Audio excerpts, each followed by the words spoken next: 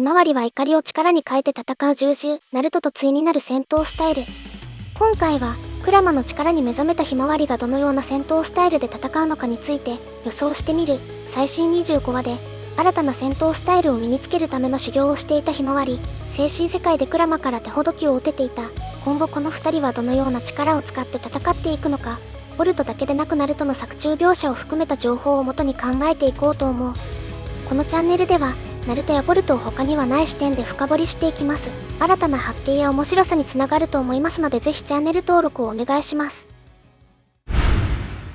結論を話すと、ひまわりは怒りで力を引き出して戦う戦闘スタイルを獲得するのではないだろうか。まずはそのヒントを確認するため、ひまわりがクラマの力に目覚めた経緯を簡単に振り返る。ひまわりは渦巻きナルトとヒュウがヒナタから生まれた子供で、主人公、ボルトの妹である。彼女が下人になったのは、ボルトの物語が第1部から第2部へ移行する間でのこと。第1部では、父親であるナルトがクラマと共に里の平和を守る戦いに臨んでいた。その中で、敵組織のリーダーである大月一式に苦戦を強いられる。クラマはナルトに、自分の命と引き換えに圧倒的な力を得る新形態、バリオモードを提案。自分の命が失われると考えていたナルトはこの形態の使用を決断し、一式を追い詰めた。しかし、この形態を使うことで失われるのはクラマの命だった。ナルトは想定外の別れを告げられ、悲しみに暮れる。さらに悲劇が起こったのはナルトとクラマだけにとどまらなかった。ひまわりは第1部の最後にカワキ以外の家族を失ってしまう。ボルトも全てを失ったが、その裏でひまわりも多くを失っていたのである。ただ、第2部9話では、消滅したはずのクラマがひまわりの中にいたことが発覚。覚醒したひまわりは力を持った者としての責任を感じ、クラマと共に戦っていくことを決意したのだった。ひまわりは渦巻き一族とヒュウガ一族の血に引き寄せられた運命なのか、通常とは全く異なる短い期間でクラマの力を宿した。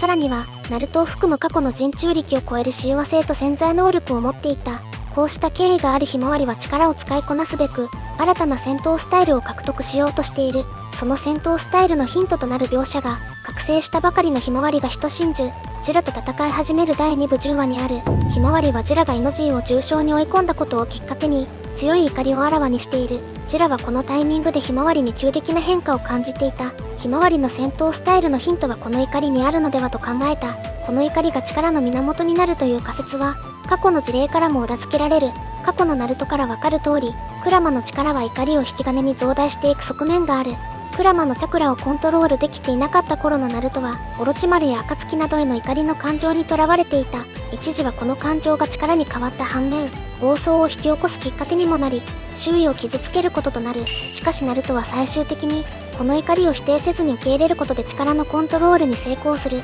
真実の滝の試練で姿を現したナルトの別の顔、闇ナルトと対峙した時も、自分を信じて受け入れることが突破する鍵となった。ひまわりはまずこの基本と向き合い、自分の怒りを受け入れることで力を得ようとしているのではないだろうか。この様子がチャクラの制御に現れるのだと考えている。クラマとの修行では、自分をチャクラそのものの化身だと思うために余計な常識を捨てようとしていた。これは内に秘めていた本当の自分を解放し、本能的な怒りに身を任せるためでもあるのかもしれない。ひまわりは忍びでない頃から、多くの苦難と悲劇に見舞われた。両親のナルトとヒナタについては亡くなったと伝えられているだけでなく、兄のボルトは反逆者と認識されたことで里を乗てている。しかし、ひまわりは不思議とおとなしい。もしかすると、無意識に自分を抑え込んでいるのかもしれない。ひまわりは一度、内に溜め込んでいた怒りや不満を爆発させる必要がある。続いて、その怒りの力はどのような形で現れるのだろうか、考えていく。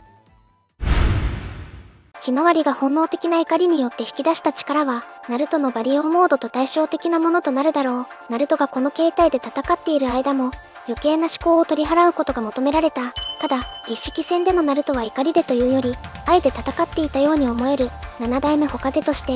里や家族を愛する心は当然のようにあったと思う。さらにそれだけではなく、ナルトはクラマと相棒という関係で強くつながっていた。互いが互いを守ろうとする強い思いが感じられた。バリオンモードは、そのナルトとクラマのチャクラを元手に新たなエネルギーを作り出す形態である。公式サイトの説明では、この形態によって起きていた現象を太陽の核融合に例えたチャクラ融合と呼んでいる。バリオンモードとチャクラ融合は、まさに愛がなせる技だと感じた。チャクラ融合の設定は、古代ギリシアの自然哲学者、エンペドクレスの思想に基づいたものかもしれない。エンペドクレスは物質の根源がどう振る舞うかを考えてまとめた人物である。具体的には、愛が物質を結合させ、争いが物質を分離させると考えた。ひまわりの怒りはエンペドクレスが言うところの争いに当たる可能性がある。闘争本能から怒りが生まれ、その怒りがチャクラを分裂させる。それはまるで、太陽などの恒星が最後に起こす超新星爆発や核分裂のような現象。核分裂は原子核が分裂して同程度の大きさの原子核に分かれることで、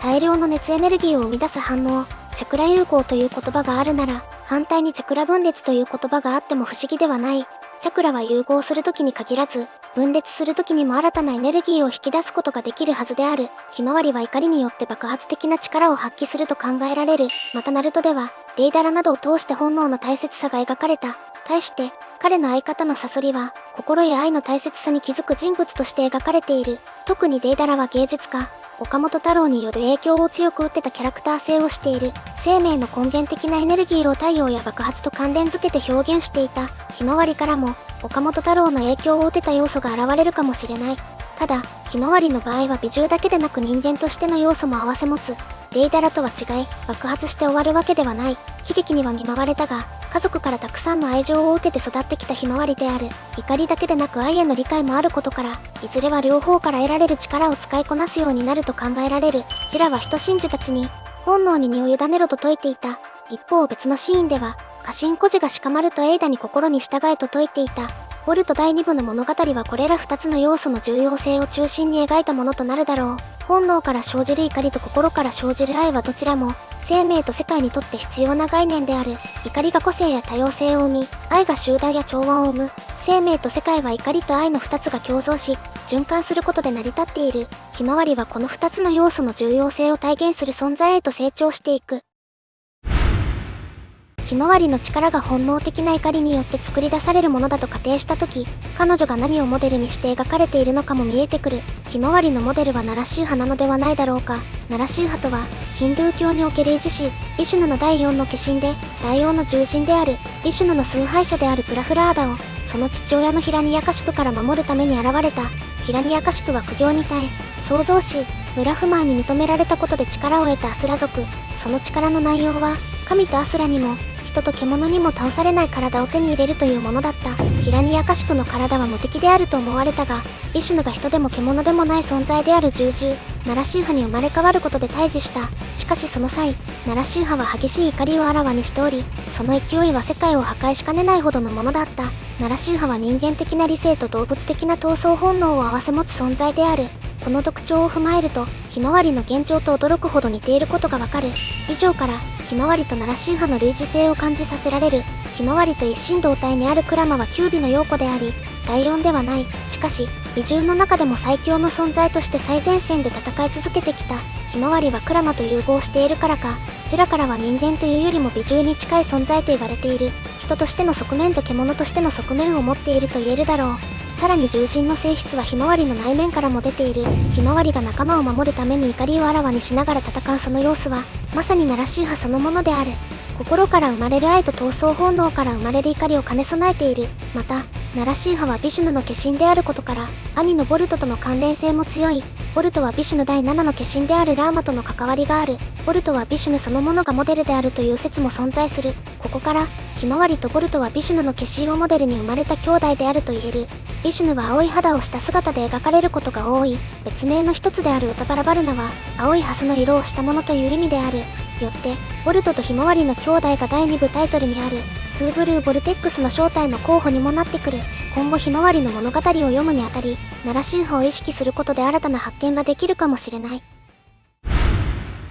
以上がひまわりが新たに習得するであろう戦闘スタイルについての考察である。個人的に、ひまわりは怒りを力に変える戦闘スタイルを確立すると考えている。ひまわりはクラマの力に目覚めたその時から、仲間を守るために怒りをあらわにして戦っていた。ジラは彼女が怒りを見せた時に変化を感じていたことから、怒りは力を生み出すための引き金となっている可能性がある。実際、クラマの力はもともと、怒りがきっかけで増大する性質があった。この力をコントロールしたナルトは、自分を信じて怒りを受け入れていた。この基礎をヒントに、まずはひまわりも自分の怒りを認めることで成長する。25は現在で身につけようとしている新たな戦闘スタイルは、常識を捨てて自分をチャクラそのものの化身だと思うことが重要だとされている。常識を捨てるという点はナルトのバリオンモードに似ていることもあり、ひまわりはこの形態と対照的な力を手にすることになると考えられる。チャクラは愛をきっかけに融合することで新たなエネルギーを生み出すことができる。反対に怒りをきっかけに分裂することでも似た効果を得られるはずである。愛は人間が得意としている概念である一方で、怒りは美獣が得意としている概念。ひまわりはこれらどちらの要素も持っている異質な存在として、ゆくゆくはどちらの力も使いこなすと予想される。そして以上のような要素を持つひまわりのモデルは奈良宗派であると考えられる。奈良宗派はビジュヌの化身として自身の崇拝者を守るために現れた存在。崇拝者のために戦ったが、激しい怒りをあらわにしていた。そのあまりある怒りは世界を焼き尽くしてしまうほどの勢いがあった。人と獣の要素を併せ持っていることから、ひまわりにかなり近い設定があることがわかる。奈良宗派からわかる通り、心から生じる愛と闘争本能から生じる怒りはどちらも世界に必要な概念である。世界や生命にとって愛が団結を生み、怒りがアイデンティティを生む。これら2つの概念が螺旋のように回ることで良い未来へと進んでいく。ひまわりは2つの概念の重要性を表現する存在になるだろう。ここまでの内容は個人的な妄想を多分に含んでいます。多めに見ていただけますと幸いです。今回の動画に関する感想や意見がありましたら、コメントで教えていただけると嬉しいです。もしこの動画が面白いと思ったら、高評価とチャンネル登録をお願いします。ご視聴ありがとうございました。